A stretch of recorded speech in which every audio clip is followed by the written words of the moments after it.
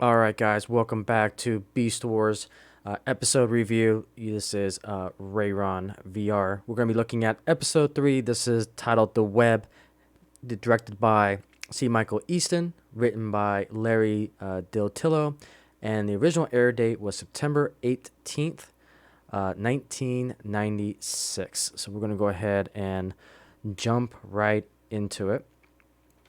So we're back with episode 3. And it kind of starts off with the Maximals have a new kind of prototype communications device that they're experimenting with to see if they can communicate at longer distances. Mr. Cheetor here is going to be the test subject, considering that he has the speed ability to really stress test this new communications device that they're going to be trying to use.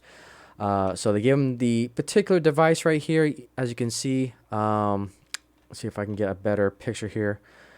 We'll get this device here right there. It is on Cheetor's arm that they're going to experiment to see if they can get longer distance. But, they're hoping that he will behave in this experiment.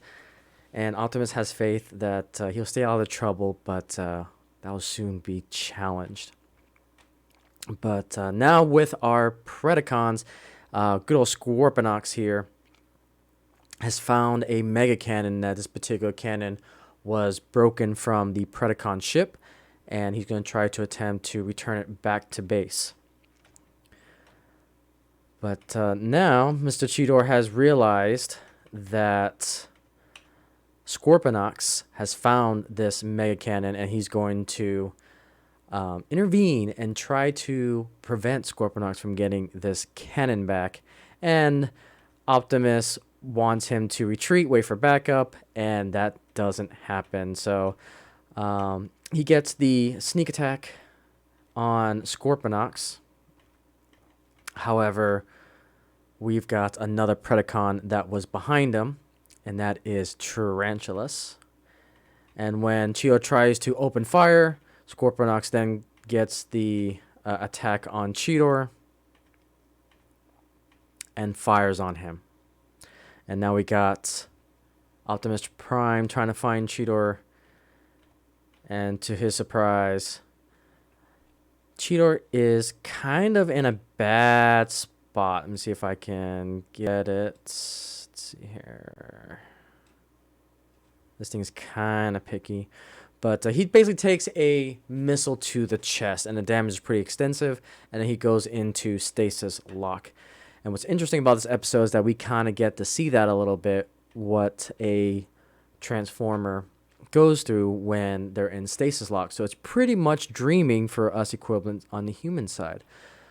So here he thinks he's all cocky and everything, defeats some of the leaders of the Predacons, but then because of what just happened to him, even in his dream, he gets sneak attacked by Scorponok and Tarantulas, and then he comes out of stasis lock, all nice and repaired.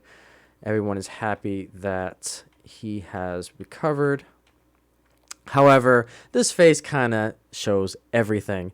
Optimus is pissed that the communicator took a month to build, and now it's been destroyed. It's going to take a while to get the parts to build another one, if they're lucky. And now the mission kind of changes from the communication device to the mega cannon that the Predacons have got. And they want to, Cheetor wants to try to redeem himself and go back into it to try to defeat the mega cannon. However, Optimus says, no, you're not. You've done enough damage, and a heated exchange happens. And so he goes running off. And Rat Trap and Cheetor kind of get into it a little bit. And Cheetor goes off, going to prove everyone wrong. Because, he's a little cocky. He's a little young, the rebellious mentality. But Ronick says, Rat Trap, go after him. You know what he's going to do. So we see the Predacons installing the cannon as a defensive mechanism. And then Cheetor tries to sneak up on the Predacons to try to get it. However, Tarantulas captures Cheetor and is now basically sucking the life out of our Maximal.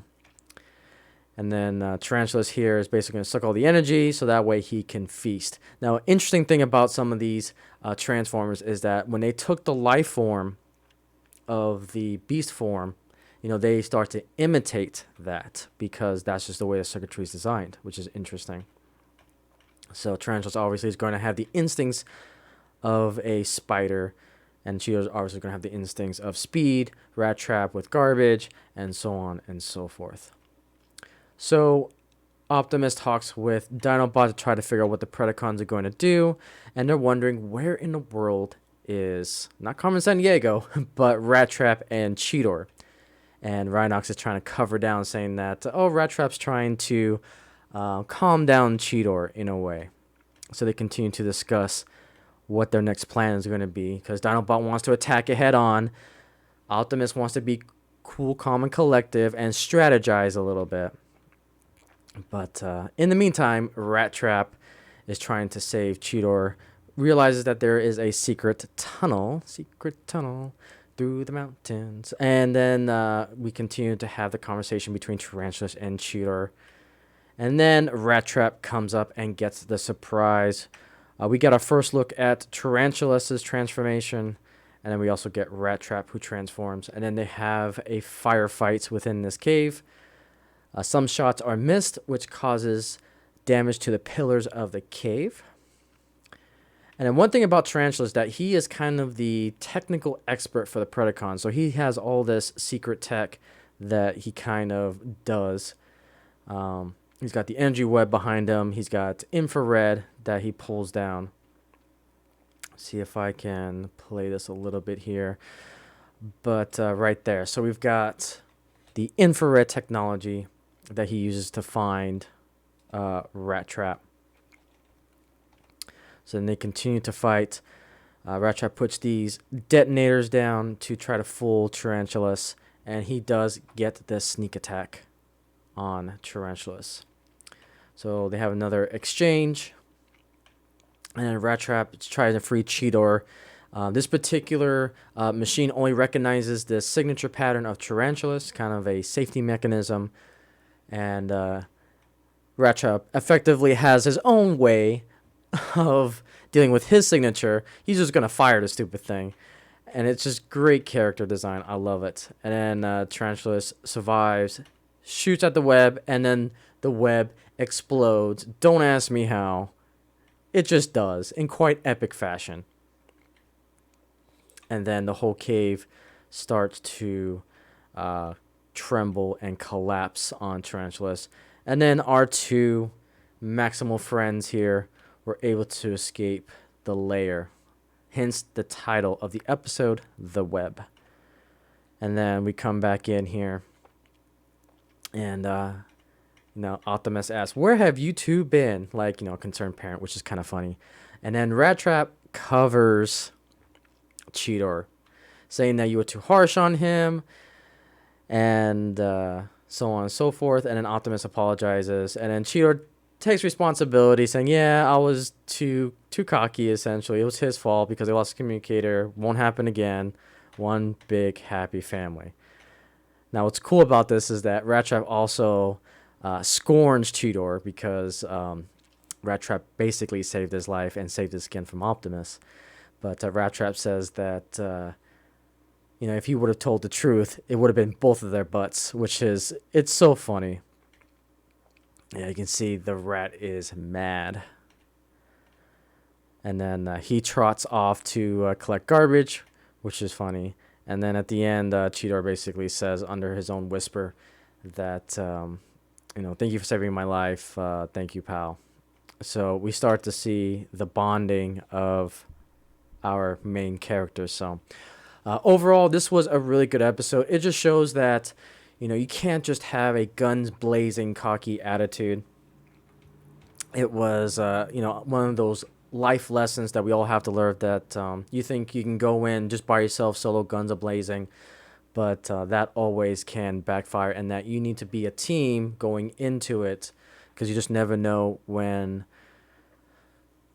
you're going to get 2 against 1 type of situation. You always need a wingman, essentially. So, But it's a really good episode that you can learn a lot of life lessons from. But with that, guys, that's kind of a quick recap, excuse me, of episode 3, The Web. I enjoyed it, but we'll see you on the next episode, guys.